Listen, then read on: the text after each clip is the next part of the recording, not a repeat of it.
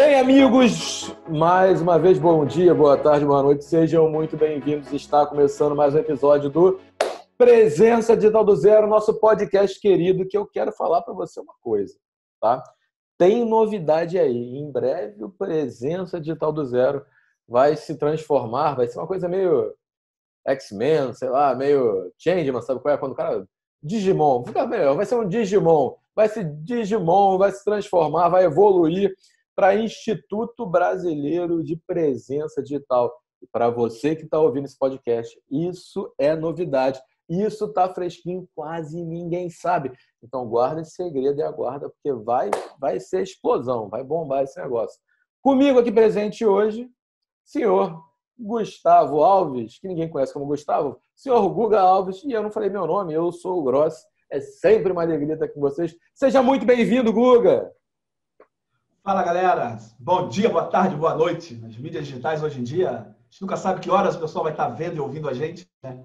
Então, sejam todos bem-vindos. É um prazer estar aqui com vocês nesse dia de hoje. Você aí ouvindo, seja no seu celular, no seu computador, no intervalo do trabalho. Vai ser um prazer passar essa hora falando aqui com vocês. E a gente vai falar de quê, Grossa? A gente não falou para eles ainda do que vamos falar aqui hoje. Eu vou te contar agora. Na hora que ele clicou lá em cima, já estava na descrição do vídeo, na descrição do podcast, mas hoje nós iremos falar de como colocar a sua página na primeira página do Google. Mas, Grossi, por que isso é importante? Porque a maioria dos cliques se dão na primeira página do Google. As empresas que mais vendem, elas estão nas primeiras páginas do Google. Ok? As 3 primeiras posições, então, ali é ouro. Se você está lá, pode botar uma coroa na sua cabeça que você é o rei da porra toda. Aqui a gente pode falar assim, não tem problema, né? E o Google é um grande especialista nessa técnica que te ajuda a ser bem ranqueado nessa estrutura, nesse buscador que é o Google, né? Tem outros buscadores, mas o mais famoso, o que funciona melhor de todos, de fato, é o Google. Essas técnicas são chamadas de SEO, né? O SEO é um braço do SEM. Eu vou falar rapidinho sobre isso aqui. SEM significa Search Engine Marketing, que engloba o SEO, que é Search Engine Optimization, mas os anúncios do Google, especificamente Google Ads e tudo mais que você pode fazer, que você está pagando para aparecer. O SEO é uma forma de você aparecer para as pessoas em geral, através de diversas técnicas, sem colocar dinheiro, especificamente. Mas eu vou deixar o Google falar um pouco mais do que isso. Sabe por quê? Porque esse cara ganhou o primeiro campeonato brasileiro da porra toda do SEO. O Guga é um mestre do SEO. E teve o blog que era a maior referência do Brasil de WordPress. E eu não sou nem um pouco exagerado, eu sou sincero, tá? Vocês vão ouvir um pouco da história do Guga. Começa contando a sua história, né, Guga? Que eu acho que é melhor, a gente vai passar por isso tudo ao longo da nossa conversa de hoje. Vamos lá. Cara, trabalhar com web, para mim, eu acho que foi um caminho completamente natural na minha vida, porque desde criança eu mexia com máquinas, com computadores. Meu pai era enfermeiro e vendia computador nos anos 90, ali, 89, 90. Vendia computador, então sempre teve uma máquina, sempre teve um computador na minha casa. Enquanto o pessoal comprava Master System, Mega Drive, eu tinha um computador em casa. Então já era o meu objeto de estudo e de diversão também desde aquela época, né? Quando a internet começou a surgir nos anos 90, eu já estava inserido nisso desde muito novo. Pai muito curioso também com essa área, me inseriu muito bem nessa área. E nos primeiros momentos que começaram a surgir sites na internet, eu já queria aprender a fazer site. Eu quero trabalhar com esse negócio de internet aí. Eu tinha uns 12 anos quando eu fiz o meu primeiro site, até nos anos 90. Só que não era ainda um local de negócios como é hoje, né? Hoje em dia todas as empresas estão na internet, muitas empresas vendem pela internet, nem tem mais local físico. Uma evolução no mercado digital, no mercado de trabalho como um todo, né? A internet foi basicamente a nova revolução industrial na nossa vida, né? Mudou tudo que a gente já conhecia. E a partir do momento que apareceu o primeiro site, apareceram os buscadores. Galera mais da antiga aí também deve lembrar do Alta Vista, do KD, primeiro buscador brasileiro. Só que quanto mais e mais sites apareciam, o KD mostrava os sites na ordem alfabética. Então o pessoal criava o site lá com o nome 000, já inventavam suas técnicas para ficar em primeiro, para ser mais encontrado. Ô, Guga, deixa eu falar um negócio aí. Você falou do KD, Diga. Você trouxe toda uma memória afetiva na minha vida. Mas eu me achava super descolado porque eu descobri um outro buscador que, na época, para mim, funcionava melhor, tinha umas coisas diferentes. Né? E quando eu estava pesquisando para fazer um trabalho, por exemplo, no colégio, eu conseguia fazer um trabalho com conteúdo diferente, que ninguém sabia, que era o surf, cara. Você lembra desse surf também que tinha? Surf. Eu usava o Cadeia o surf e era a maior maravilha da vida, meu amigo. Acabou que a gente aprendeu inglês sendo formado pela web, né? Porque ou você entendia minimamente o inglês antes do KD da vida, ou você não navegava, né? Então, desde aquele momento, eu já me via curioso como, caramba, eu quero fazer um site e encontrar esse site. Não adianta eu fazer e ninguém encontrar. É que nem imprimir 1000 cartões de visita e deixar no armário, né? Não vai servir para porcaria nenhuma. E dali comecei meus estudos com HTML, com o básico de criação de site, fiz faculdade de análise de sistemas até, aí já pulando bastante tempo, bastante nessa linha do tempo aí. Em 2008 eu estava terminando a faculdade e a internet já estava começando realmente a surgir como um negócio, né? E um dos últimos estágios que eu fiz ainda na faculdade foi numa agência de marketing aqui no Rio de Janeiro, onde eu comecei a ver Vivo investindo milhões na internet já. Eu falava, gente, mas tanto dinheiro assim para a internet já dá resultado isso. E comecei a realmente ver as campanhas, sites e hot sites sendo produzidos, como a gente falava na época, né?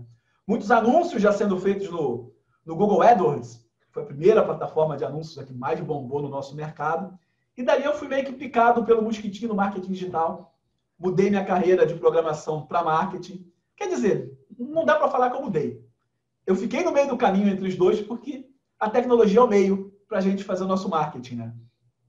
Então, a partir dali, quando eu vi que aquilo já era realmente um mercado mais evoluído, eu me vi novamente com aquele sonho de adolescente de caramba, um dia eu vou viver disso, realmente já dá para viver disso. E dali voltei a desenvolver sites e trabalhar mais com web como um todo, com HTML, com criação de sites. Foi quando eu descobri até o WordPress, que foi a plataforma que eu comecei a utilizar para criar meus sites, que na época era só para fazer um blogzinho simples, não era nada fantástico, mas dava para ver que ia crescer de uma forma legal.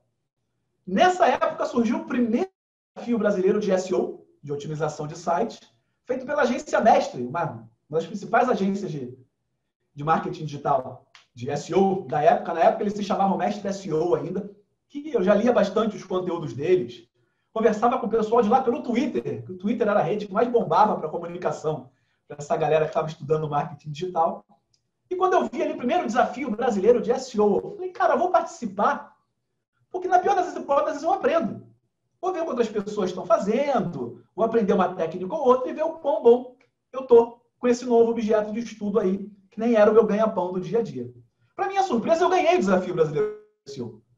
No final de 2009, ali, começo de 2010. Como é que era esse desafio? Me conta aí o que é um desafio de SEO, porque eu acho que quem está aqui não faz ideia, entendeu? Porque eu não faço. Sim. Eu tenho dúvida. Como é que é um desafio de SEO? É assim, galera, todo mundo vai criar um site com essa palavra e quem ficar em primeiro lugar do Google ganha. É alguma coisa desse tipo? Foi exatamente isso. O pessoal da agência Mestre, na época, inventou um termo que não existia no Google. Você podia buscar naquele primeiro dia, tinha 0 resultados de site. Então, eles inventaram uma história. Lembro até hoje que eles inventaram o termo Nanuni Kokorito. Era uma palavra completamente inexistente. Inventaram que era uma raça de cachorro do Nepal.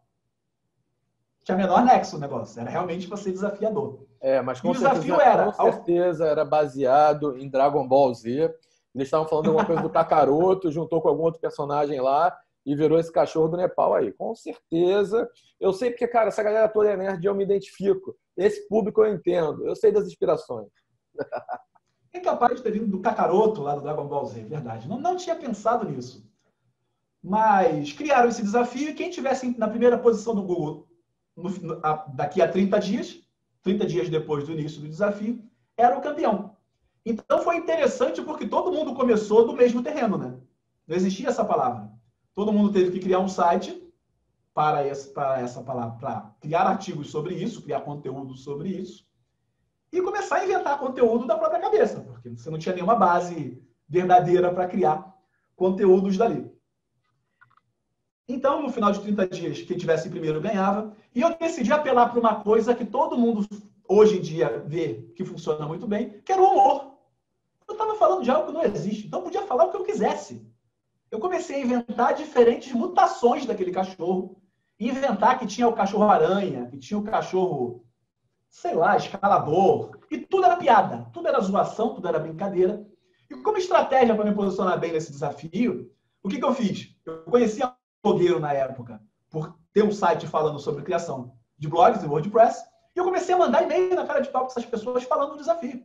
Tá rolando esse desafio, tá? Uma das coisas boas para a gente ficar em um site ficar em primeiro na busca do Google. Funciona até hoje, até uma dica. É ter links apontando para o seu site. Já que eu estou falando de humor, falei com um monte de gente de humor. Como era algo temporário, um desafio, vários blogs grandes até criaram um link para o meu site falando que estava rolando esse desafio. Então, acabou que apelar para o humor e para o relacionamento me fez ganhar o desafio. Algo que, muitos anos depois, até hoje, o pessoal fala muito do uso da rede social como ambiente social, gerar relacionamento para ganhar destaque, né? Perfeito, Guga, perfeito. E aí vamos começar a dar o próximo passo e começar a entrar nessa rede toda que você está falando, né? Você deu uma dica muito boa, né? Que são os backlinks, você criar links para o seu site, porque isso te ajuda a ranquear. Mas a gente vai entrar nesse tema do que te ajuda a se ranquear, das dicas daqui a pouco. Antes, eu acho importante falar para todo mundo como que funciona esse buscador do Google, né? Que ferramenta é essa? O que ele está lendo? Como é que funciona? Você que, para quem não sabe, o Guga que está aqui é o nosso Homem-Aranha do nosso time, nosso Spider-Man, nosso super-herói, tá? Mas o Google também tem uma aranha lá, não tem não, Google? Como é que funciona isso tudo aí, cara? Tem. É engraçado que a gente falou do KD. Até voltando um pouco na história, na época do KD para o seu site aparecer na busca, você tinha que se cadastrar manualmente no KD. O título do seu site, qual era a descrição dele, para poderem encontrar você. Só que com o avanço da internet, os criadores do Google, o Sergey Brin e o Larry Page, eles resolveram, no trabalho final de faculdade deles, criar um algoritmo, criar um robozinho, criar um sistema que pudesse ler o conteúdo dos sites e entender, esse site é sobre carros, esse site é sobre esporte. Entender basicamente do que ele é e, a partir dos links que um site tem, poder, aqui tem um link para o site do grossi.com.br. Não, o Google não tem esse site guardado na minha base de dados. O Google fazia o quê? Guardava esse site na sua base de dados.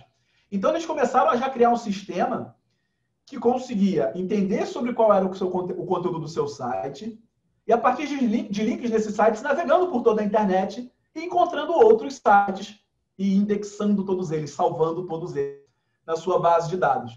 Esse robô é o que o Google chama justamente de aranha, né? São os spiders, como eles chamavam lá, né? Os crawlers, vários nomes técnicos, mas eram as aranhinhas do Google que vão navegando pela internet, tecendo sua teia e compreendendo todos os sites que estão sendo linkados por aí, né?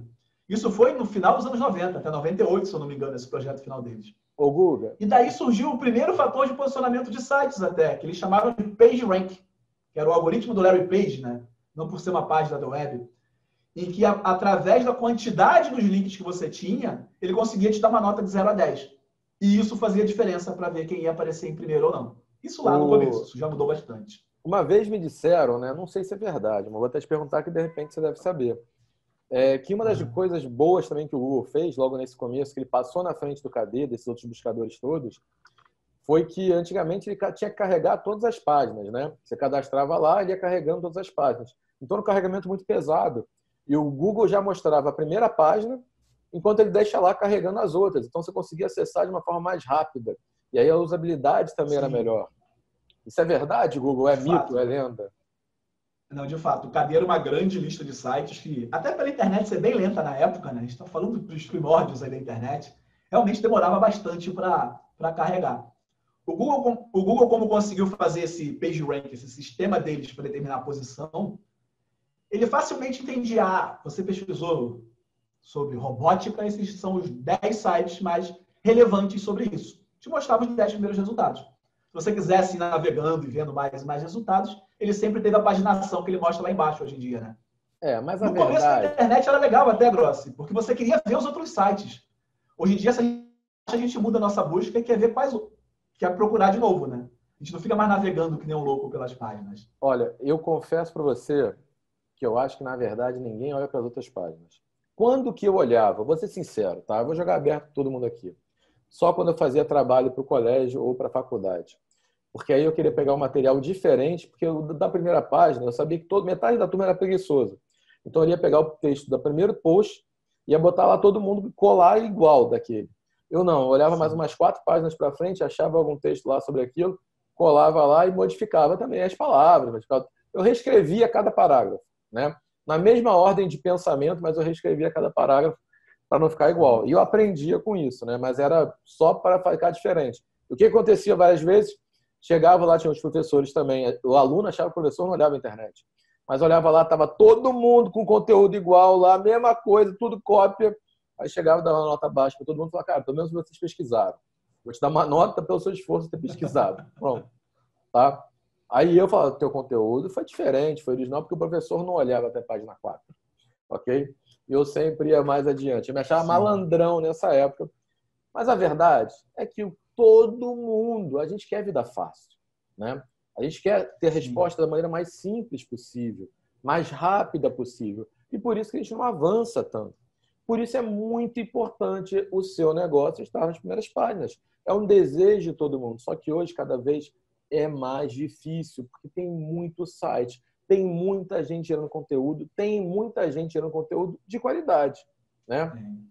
Agora, tem muita gente gerando conteúdo ruim, que não sabe trabalhar.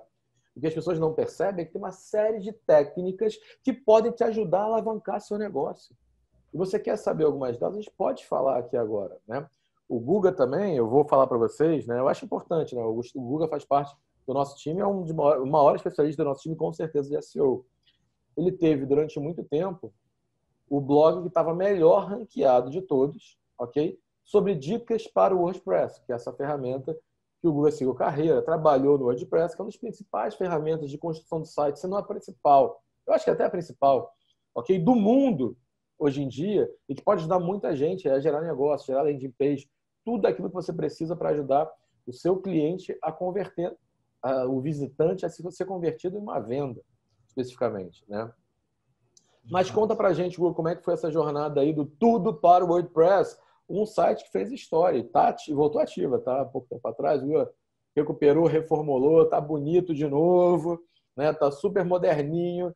Então fica a dica também para vocês darem uma olhada lá depois. O Tudo para o WordPress era um site que só perdia, às vezes, para o Wikipedia ali. Quando você buscava, tinha o Wikipedia e depois estava lá o Tudo para o WordPress direto. Eu acompanhava e aprendi a fazer várias coisas lá naqueles bons tempos, Guga. Fato curioso, até a gente está gravando esse vídeo e podcast aqui no dia 15 de setembro de 2020 e hoje o Tudo para o WordPress completa 12 anos. Eu coloquei ele no ar no dia 15 de setembro, por acaso. E foi um processo interessante, porque eu estava no final da minha faculdade, vendo o mercado de internet se desenvolver e querendo criar um site. E eu, como programador, estava cansado de toda vez que ia criar um site, ter que criar um sistema de login e senha para cliente ou para mim. Era um trabalho repetitivo, que não adicionava qualidade do que o cliente ia ver, né? Do que o visitante vai ver no site. Então, dali eu descobri o WordPress naquela época, em 2007, 2008. E, na verdade, eu criei esse site para ele, no começo, eu criei esse site para guardar informações que eu estava aprendendo.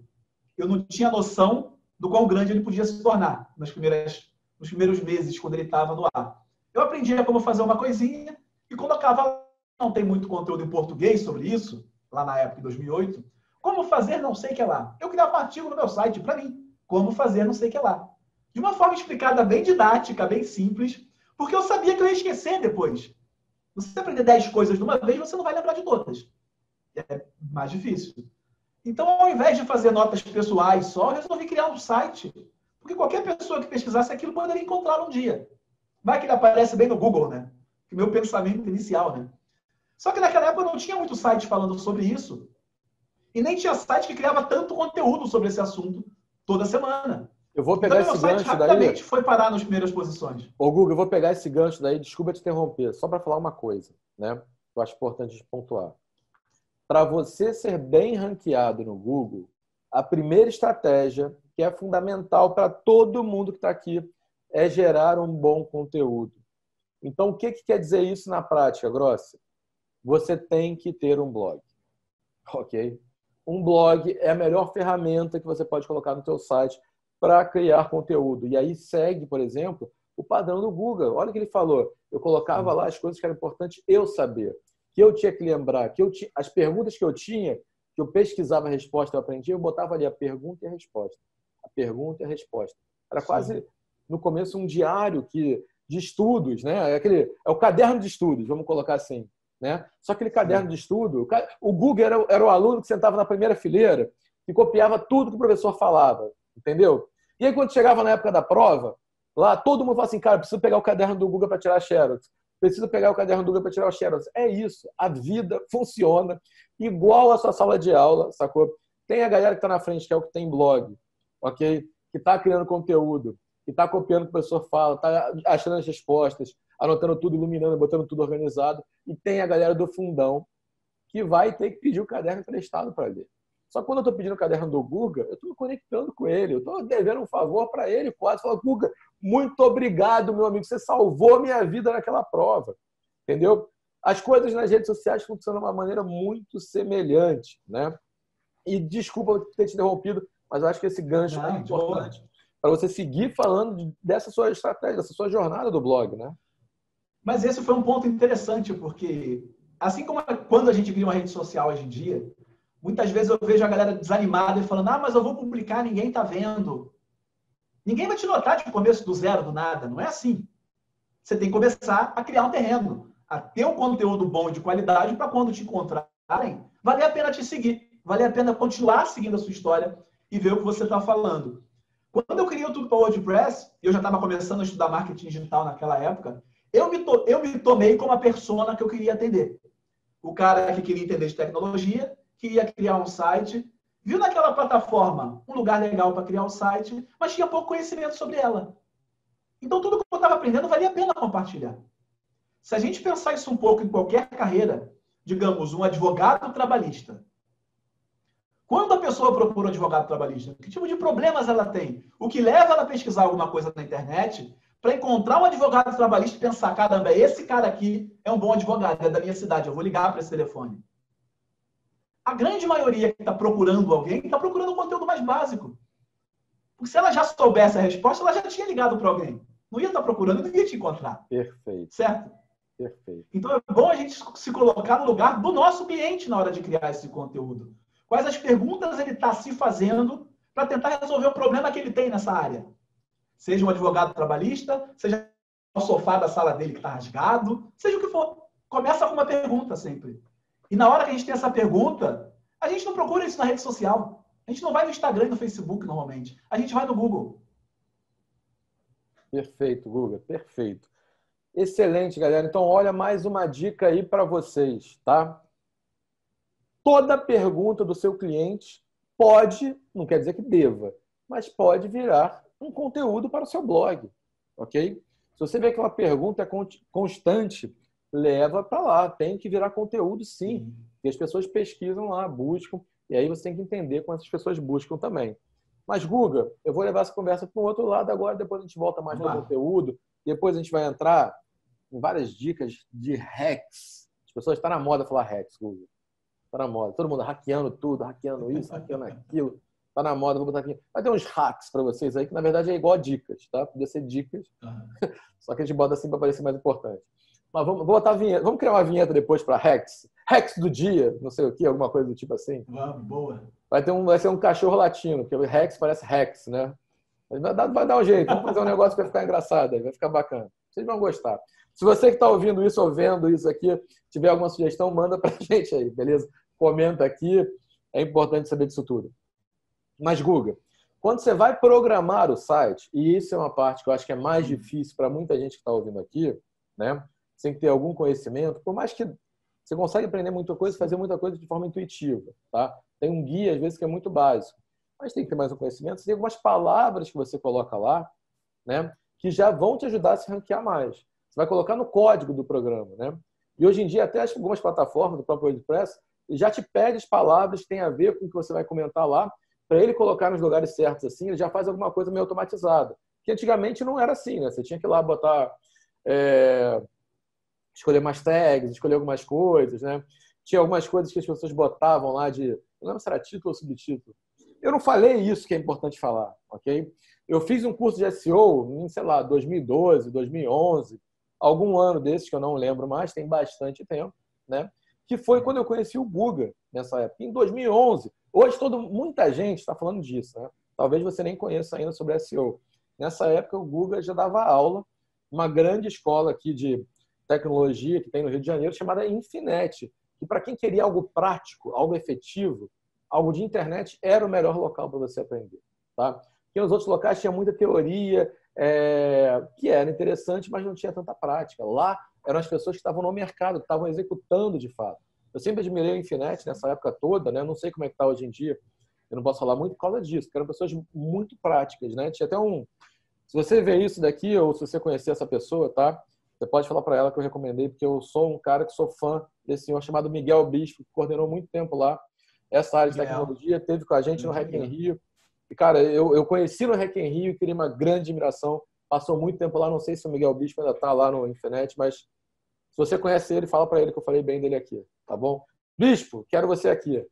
Vamos lá, galera. Mas e aí, Igor, como é que são essas palavras-chave, essas palavras que você vai colocando no seu código que vão te ajudar a ter mais resultado? Assim, não é bem no código, é na hora que você escreve aquele texto. Sabe quando você vai fazer uma redação na escola? Isso é um detalhe legal que eu devo até ter falado quando você teve aula comigo. Sabe quando você tinha redação na escola, que o professor pedia obrigatoriamente para sua redação ter um título e ter, sei lá, no mínimo 30 linhas? Isso é um princípio básico de escrita que é bom a gente pensar quando vai criar um conteúdo. Como é que eu vou intitular isso aqui? Pensa na capa de um livro, até. Como é que eu vou chamar a atenção? Um livro bom com uma capa ruim, com um título que não chame tanta atenção, não vai fazer tanta diferença. Agora, digamos, se a gente falar de esporte, um título com um livro com o nome de um time, vai passar ok, é um livro com uma matéria sobre isso aqui. Mas, sei lá, nosso time de futebol, o Flamengo, são histórias do Mengão, o torcedor vai ler aquilo e pensar que é algo mais pessoal, sabe? Que é de alguém que também foi torcedor. Dá uma cara mais amorosa para o que está sendo escrito.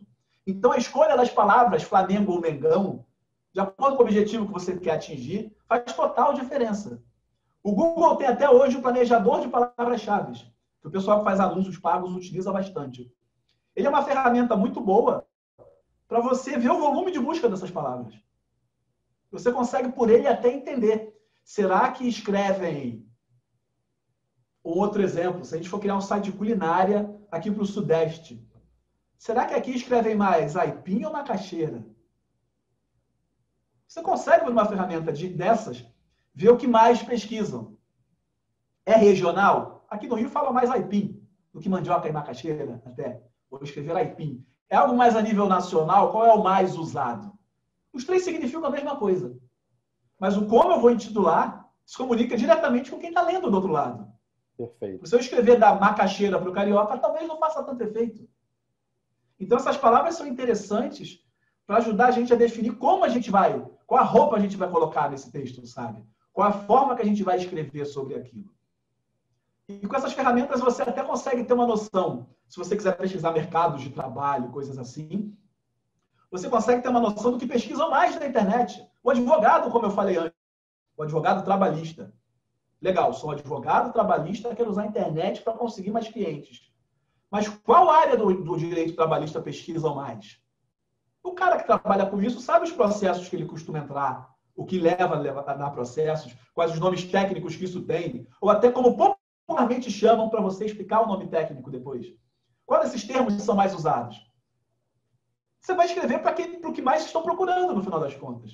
Não é para você o seu site, né, o seu conteúdo. É para quem está do outro lado. E aí, então, se estão pesquisando mais sobre A, vale a pena pensar em escrever mais sobre A. Porque as pessoas vão me contratar porque elas querem resolver A, apesar de eu gostar mais de B. Vou falar também do B, lógico, mas como eu vou organizar as importâncias do que eu vou falar? Baseado no que buscam mais. E aí a gente faz a conexão com o que você falou antes. Tem a aranha lá do Google, o crawler, o spider, os diversos nomes que dão, que vai visitando as suas páginas de tempos em tempos e vendo o que tem de novidade ali. Tudo que tiver de conteúdo de novidade, Sim. essas palavras-chave que tem que estar presentes nas suas postagens, entendeu? Isso tudo vai te ajudar a te ranquear melhor. Então, por exemplo, se você é um advogado trabalhista, você percebe que as pessoas pesquisam na internet exatamente as palavras advogado trabalhista, é legal que nas suas comunicações em geral, entendeu? Você coloca essas palavras, né? Cara, bom dia, aqui eu sou Cláudio, advogado trabalhista do seu dia a dia. Não sei, pensa em como colocar essas palavras no dia a dia, porque vai te ajudar a ranquear.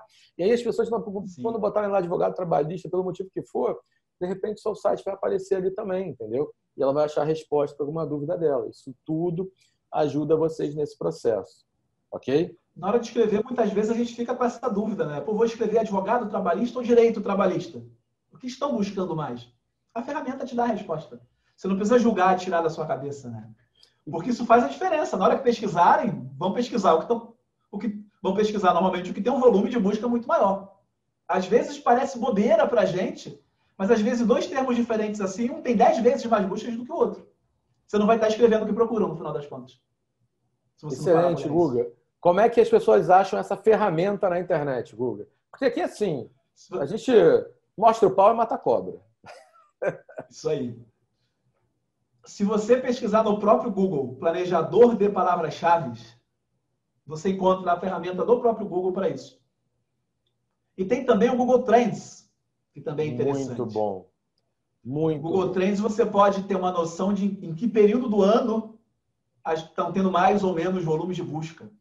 Como, por exemplo, o coronavírus. Ano passado não devia ter busca sobre isso. Agora deve ser uma das coisas que mais tem. Daqui a 5 anos quase não vai ter. Existem as sazonalidades, né? Perfeito, galera. Certamente pesquisar por pé de moleque é muito mais no meio do ano. Afinal, tem a festa junina, certo? Só para tirar qualquer dúvida, Google Trends se escreve Trends, beleza? Vocês acham todas as tendências do Google e vocês conseguem fazer comparações. Então, por exemplo, eu quero saber quem está mais na moda, se é pizza ou comida japonesa. Você pode botar os dois lá, ele vai fazer uma comparação de qual está sendo mais buscado, qual está sendo mais procurado. Isso pode até te ajudar a tomar decisões estratégicas para o seu negócio. Essa dica foi maravilhosa, Guga. Mas, cara, vamos começar a entrar nos hacks. Como é que um usuário normal, quais são as estratégias que ele pode fazer para poder gerar esses backlinks, para poder gerar esse conteúdo, para poder fazer tudo isso de uma forma mais rápida para ter resultados? Eu tenho uma dica, mas eu vou deixar dar essa dica depois da do Google. Isso se ele não falar primeiro.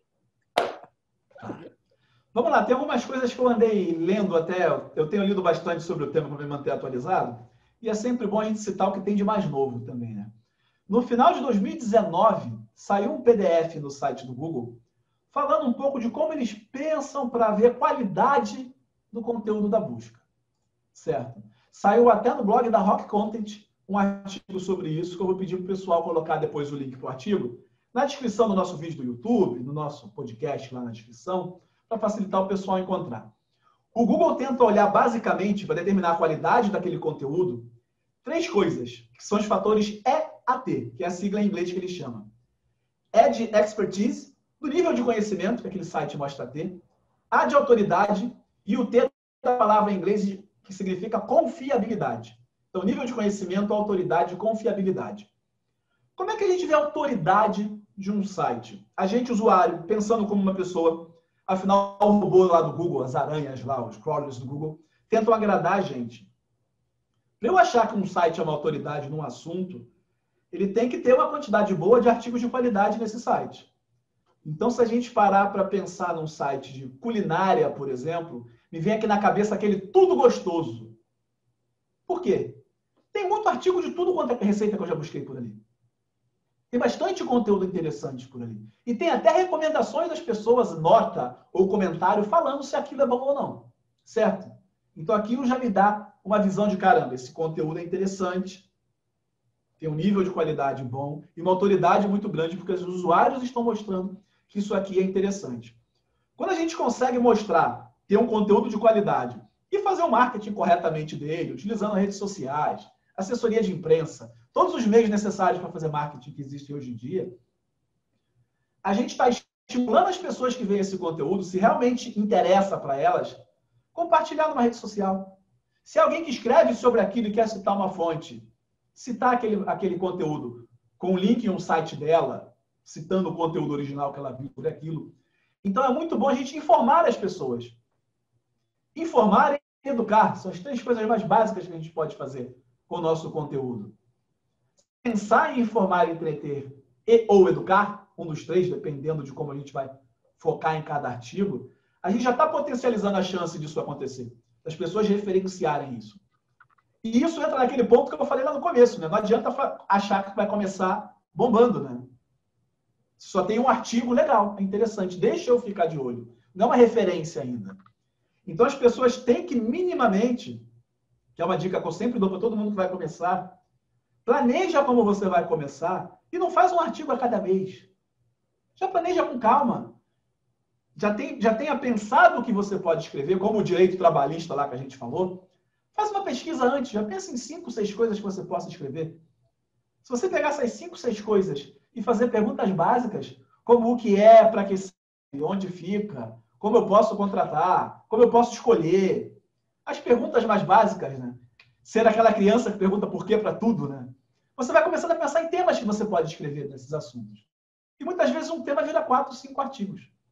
Eu uso muito papel e caneta para fazer essa definição de conteúdo no começo. Para já ter um ritmo mínimo pensado para criar um conteúdo, para mesmo quem vê do começo, já começar a entender, caramba, aqui é uma fonte de conhecimento interessante sobre esse determinado assunto. Sabe uma coisa que eu fazia que pode ajudar os empreendedores também? Para quem já teve estagiário, sacou? Sabe aquilo que você está ensinando para o teu estagiário quando ele chega?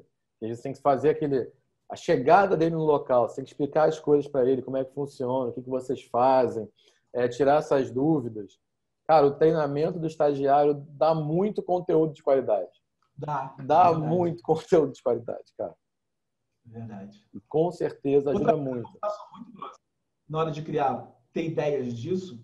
Eu não sei se todo mundo já reparou, mas quando você busca no Google, sei lá, direito trabalhista, que é o que a gente está falando. Abri no meu computador aqui agora e fiz a busca. O Google hoje em dia tem uma seção que ele chama de As Pessoas Também Perguntam. Tem algumas perguntas aparecendo aqui para mim agora. Quais são os direitos trabalhistas? O que o trabalhador tem direito ao ser demitido? Onde procurar meus direitos trabalhistas? O que é direito do trabalhador? Já tem artigos aí para você escrever ao título. Já tem 4 coisas que dá para escrever sobre esse assunto. Se o Google está me mostrando que as pessoas também perguntam disso, é porque elas querem saber a resposta. Então, se eu simplesmente jogar essas ideias no Google, pesquisar esses termos e olhar o que as pessoas perguntam, eu já começo a ter algumas ideias do que eu posso escrever. E uma ideia vai levando a outra, e vai levando a outra. O começo é mais difícil do que continuar tendo ideias depois, né? Perfeito, Guga. Perfeito, cara. E eu acho que tem diversas opções, né? E aí, já que a gente falou tanto e deu até ferramenta para as pessoas pensarem, conseguirem saber o que produzir, vamos dar um próximo passo? Como apresentar esse conteúdo? Eu já começo falando, Guga, tem que ter lista? Porque lista é super na moda. As pessoas adoram uma lista, né? Tá super na moda. A lista tem que estar presente ou não tem que estar presente? Ou, tipo, não é obrigatório, mas é legal. O que você acha disso tudo aí? E dá outras dicas também de formas de apresentar esse conteúdo. O como, o que, a gente viu que funciona, né? Sim. Se a gente observar até como os sites têm funcionado hoje em dia, de uns tempos para cá, tem muito site até que começou a criar listas em formatos visuais também. Se você tem algum site de cultura pop hoje em dia, às vezes depois do artigo sempre tem lá. Eu li até hoje falando sobre o filme da Marvel, e falando 10 personagens que o fulano de tal poderia encenar no filme da Marvel. Legal, deixa eu ver o que esse ator poderia fazer. Eu acabei parando e continuando lendo daquilo. Porque é natural a gente gostar de lista de informação nova, de coisa mais mastigada, sabe?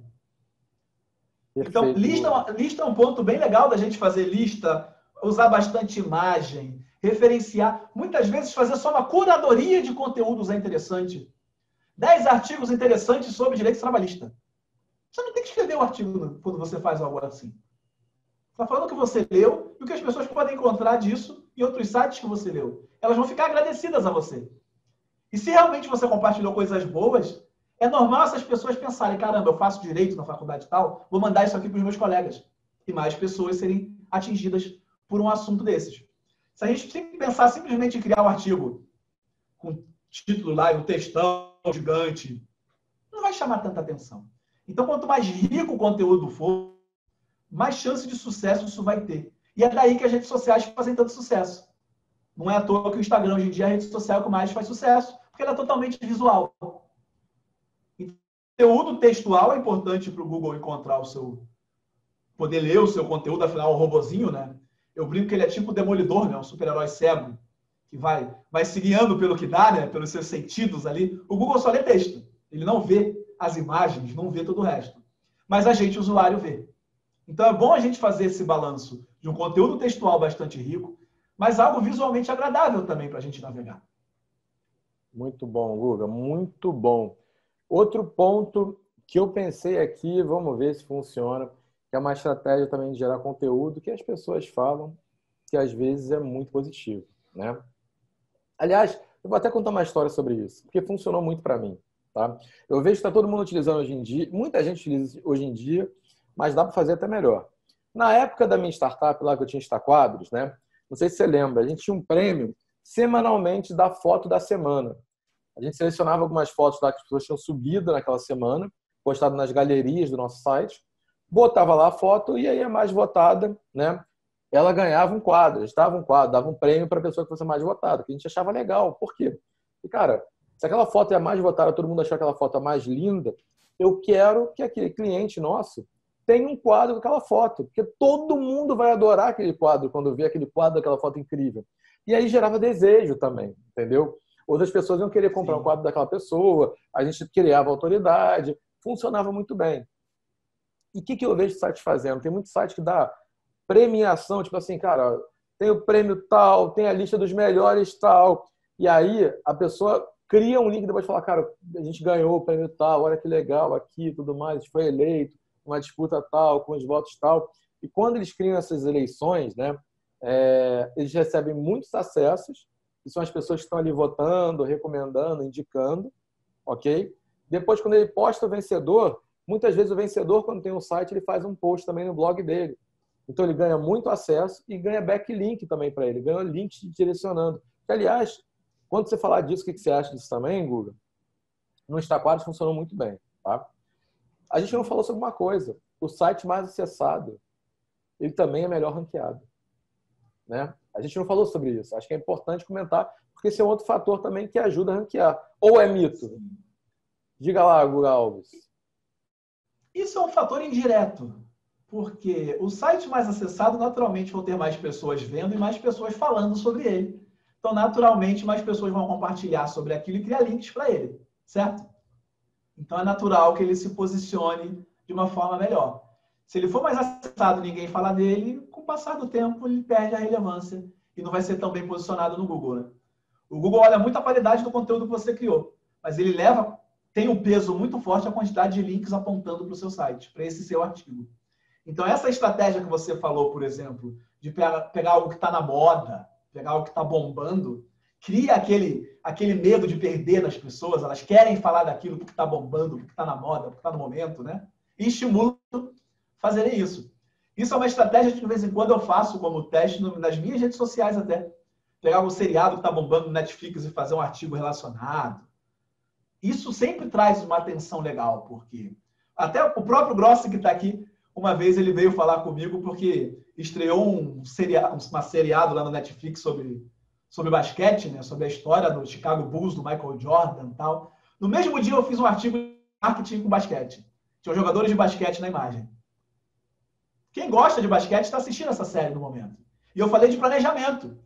E um dos motes naquela série era justamente como o técnico remontou aquele time, né? Trouxe jogadores controversos e remontou, manteve alguns. Então tinha um link até com o assunto que a série falava. Fio. Tinha um link com o que ele falava sem dar um spoiler sobre a série, né? Então acabou que era o momento certo de usar basquete como referência para falar de alguma coisa. A gente ficar de olho no que está acontecendo no mundo é muito importante. E o mercado mostra isso. Nunca se vendeu tanta máscara quanto agora com o coronavírus. Não, e essa dica foi maravilhosa, porque vai me dar um gancho para falar de outra coisa, tá? Se você entende o comportamento do seu público, você tem uma chance de ouro de conseguir cativar essas pessoas todas no seu blog, no seu site, com as suas postagens. Porque eu sou apaixonado por esporte, por exemplo. Então, quando eu vejo alguma coisa relacionada a esporte, com algum conteúdo que é relevante para mim, eu vou parar para ler. Você me ganhou. Se você entende que seu público gosta de uma série, gosta de um filme, gosta do Netflix, gosta, sei lá, de música, gosta de uma banda, meu público todo gosta de Pearl Jam, e você fez uma publicação relacionada com Pearl Jam, você vai ler. Eu, por exemplo, eu comprei algum livro, cara, uma vez no aeroporto. Sabe quando você está viajando, aí eu vou atrás, vou comprar alguma coisa para ler? Eu comprei um livro que era assim, A Filosofia Explicada pelos X-Men, ou A Psicologia Explicada pelos X-Men. Então, assim, o cara pegava, né? Eu gostava de filosofia, de psicologia, desses temas gerais, e o cara pegava os personagens dos X-Men para explicar todas essas as questões de caráter, de persona, dos heróis gregos, da mitologia grega, não sei. Cara, eu achei genial, porque juntou coisas que eu gosto. E se vocês souberem que seu cliente gosta, efetivamente, você juntar essas coisas dentro de um conteúdo seu, ali no seu blog, você vai ter sucesso. Você vai gerar engajamento. De fato. Até porque é normal pessoas que se interessam por um determinado nicho curtirem coisas parecidas, né? O cara lá do direito trabalhista que a gente citou, certamente tem os autores de livros que mais indicam nas faculdades, e todo mundo que estudou direito conhece o juiz fulano de tal. É normal isso acontecer. Ah, eu trabalho no ramo de culinária e tem os chefes de cozinha famosos, pelos programas de TV, pelos prêmios que ganharam. Quem gosta desse mercado certamente vai ler sobre coisas assim. Perfeito, Guga. Tem mais alguma dica para a gente dar agora? Ou vamos entrar nos mitos para fechar o programa? Tá? E aí, vamos entrar nos mitos. Vamos entrar nos mitos, então. Olha só, galera, tem muita mentira que é falada também, né? E algumas coisas que são meias mentiras. Por que meias mentiras, Grossa? Porque essa não é totalmente mentira. Essa já foi verdade em algum momento. Só que depois de um tempo não é mais, entendeu? Isso funcionou até um certo tempo. Hoje em dia não funciona mais, né? Hoje em dia isso mudou. Isso acontece também, o Google está constantemente revendo as suas regras, está proibindo algumas coisas que as pessoas fazem, né? Tem muita gente que acha uma brecha ali e consegue tirar um proveito muito grande. O Google vai lá depois e fecha essa brecha e conserta esse erro. Fala, cara, não, você está se aproveitando. O jogo correto, você já sabe como é que é. Não tenta ser oportunista. Então, Sim. Tem muita coisa que vai mudando de tempos em tempos. Guga, qual é o principal mito que você vê o pessoal falando até hoje? Por aí nas redes sociais, no Google, em postagens? Uma coisa que eu ouço muito ainda, até hoje, eu vejo muita gente falando, mas eu estou nas redes sociais, eu não preciso de um site. Quando você contratar alguma coisa ou comprar um artigo, você abre o Instagram e procura nele? De jeito nenhum. Eu nunca vi alguém que... Meu carro quebrou, vou abrir o Instagram e procurar o reboque. Para chamar aqui. Você não abre a rede social. Você vai na internet, você vai no Google. Certo? Perfeito, Google. Perfeito. E é bom a gente lembrar que a rede social ela não é sua. Ela é um terreno alugado. A sua conta do Orkut também era sua. Cadê o Orkut? Acabou porque o Google decidiu que acabou. É dele, acabou. Ninguém mais vai ter, não vou mais manter isso aqui. Não quero gastar dinheiro com a equipe para isso. Acabou. Então, rede social é sim muito bom. É ótimo. Não digo para ninguém deixar de usá-las. Só que é sempre melhor a gente pensar que a gente vai usar essas redes para levar as pessoas para o lugar meu. Certo? Quando eu faço anúncios por aí e eu tenho uma loja física, eu quero levar as pessoas para o meu endereço para comprar lá. Certo? Perfeito, Guga. É sempre bom. Ou eu sou um comerciante vendo, sei lá, vendo doces, eu quero vender para essa pessoa. Eu vou tentar levar ela para o meu WhatsApp para conversar com ela por ali. Aí eu tenho um contato dessa pessoa e posso falar com ela. Certo? Perfeito. Então é bom você levar as pessoas para um lugar que seja seu. Só que na hora de buscar alguma informação, de algo para comprar, para contratar, a gente vai para o Google, né? Então é bom sim você ter um site seu, sempre. Não crie a sua casa no terreno dos outros, tá? Até nas redes sociais, a gente sempre recomenda você de pegar telefone, pegar e-mail do seu cliente, que são contatos únicos que você não tem como perder. É muito mais seguro. Ô, Guga, eu ouvia muito antigamente, eu vi isso acontecendo muito. Tinha um site que surgiu, sabe o que eles faziam? Alguém publicava uma postagem, saiu uma notícia na TV, uma notícia em algum blog, em algum canal de jornalismo, eles iam lá e republicavam exatamente a mesma notícia. E na época até teve gente que conseguia ganhar uma certa escala com isso. Hoje em dia isso não acontece mais não, né? Vejo menos, mas isso é uma estratégia interessante se você aliar com anúncios pagos, por exemplo. E é algo que eu já fiz em alguns clientes meus e funcionava muito bem. Eu trabalho no ramo esportivo e vai começar o campeonato brasileiro. Legal, vai começar o campeonato. Então, as pessoas costumam buscar pelo quê? Vamos tentar entender o comportamento? Pelo time, pela tabela do campeonato, quais os primeiros jogos do time. Vamos fazer um artigo sobre isso. Eu trabalhei no e-commerce esportivo. Um mês antes do Campeonato Brasileiro começar, a gente fazia um artigo dos primeiros jogos de cada time. A intenção era vender camisa no final das contas. Mas vocês copiavam esse artigo de algum outro um jornal, Globoesporte.com. Ia lá, pegava, copiava, alguma coisa nesse sentido. Ou não? Não, com o conteúdo não. Assim, os jogos da tabela, claro que a gente copiava, porque eles são fixos. Mas a gente fazia uma resenha mínima sobre aquilo. O Flamengo vai estrear no Campeonato Brasileiro jogando contra fulano de tal fora de casa, vai ter uma sequência de jogos em casa e 2 fora. Isso é maravilhoso. Eu estou sabe? falando das pessoas que copiavam literalmente. É da primeira letra à última, tudo igual. Né? Saía uma matéria de jornal, os caras pegavam e copiavam e colocavam lá, achando que quanto mais conteúdo, melhor. O cara botava todo dia conteúdo, só que ele copiava, ele tentava roubar o caminho mais fácil. E às vezes, alguns deles até ficavam bem ranqueados. Mas o que eu vi, pelo menos, né, é que com o tempo, acho que o Google está cada vez mais com sua engrenagem funcionando melhor, ele consegue perceber quem postou primeiro aquele conteúdo. Isso antigamente funcionava mais até, mas hoje em dia o Google consegue, já que eles estão varrendo praticamente todos os sites que tem algum link por aí, no momento que ele passa pelo seu site e lê o conteúdo, ele também sabe que dia aquilo foi publicado. Ele guarda, isso aqui eu encontrei no dia tal. Às vezes no código do site, tem lá no código no dia tal, ele guarda isso. Então, se você simplesmente for no site de alguém copiar essa matéria, o Google vai entender, essa matéria ele copiou do portal tal. Tem 100 matérias nesse site. Só uma é cópia? Ok. Só que se você tornar isso uma prática, a maior parte do seu conteúdo vai ser cópia, não vai ser nada original. Que graça tem mostrar para alguém, no resultado de uma busca, um site que só copia os outros, que não cria nada de original? Mostra original. Então, com o tempo, o Google vai achando que você não é mais tão importante assim. Você não faz nada de novo. Ô, Guga, o Google bloqueia site? Bloqueia. Não bloqueia. Ele costuma entender que tem site que não vale a pena mais ele ficar olhando de novo, porque não tem nada que vale a pena ali. Ou só conteúdo copiado, ou conteúdo de baixíssima qualidade. Milhares de páginas com 1 ou 2 linhas.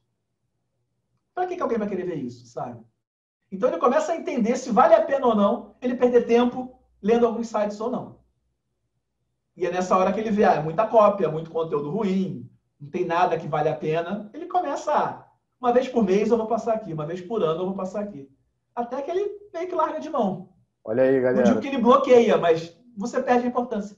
Mas tem que ser original. É importante ser original para você gerar qualidade, para você estar sempre lá nos olhos, entendeu? Do Google especificamente, para poder gerar o melhor resultado possível e estar na primeira página. Tudo isso são preocupações que vocês têm que ter. Tudo isso é importante para te ranquear melhor, ok?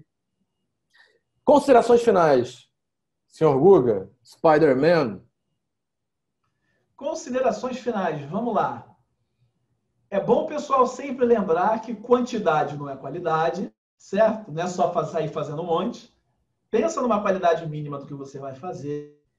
E é bom a gente sempre lembrar também que quem vai ler aquilo ali no final das contas é uma pessoa, né? Por mais que tenha um robô de busca lá indexando o site, vendo fatores técnicos, se o site carrega rápido, se o site é legível e por aí vai, sempre tem um ser humano lendo do outro lado. E como o Google está sempre querendo se aprimorar cada vez mais, se você primeiro pensar se isso é bom para uma pessoa, provavelmente vai ser bom para o Google.